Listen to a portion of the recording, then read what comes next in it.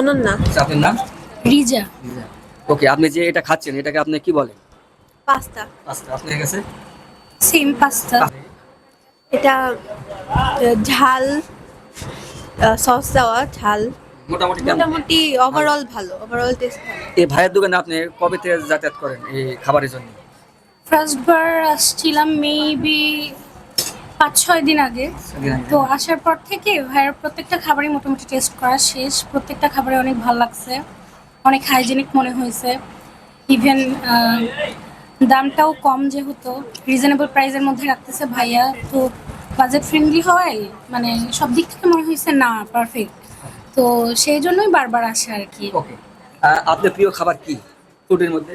একটু মানে আমার এই দোকানে চানা চাট, পাস্তা এগুলা। আচ্ছা, আপনার কাছে?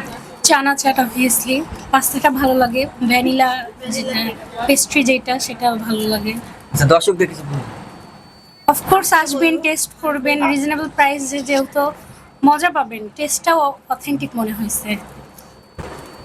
সেম সেম কথাই, টেস্টটা অথেন্টিক, মজা আছে। সো ট্রাই করতে পারে দর্শকরা। আচ্ছা, থ্যাংক ইউ।